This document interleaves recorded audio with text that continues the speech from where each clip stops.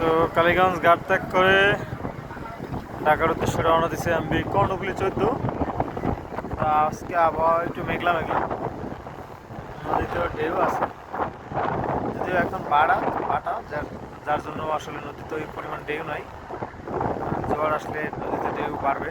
তো কর্ণফুলী 14 বিপুল পরিমাণ যাত্রী নিয়ে ঢাকার উদ্দেশ্যে রওনা দিছে।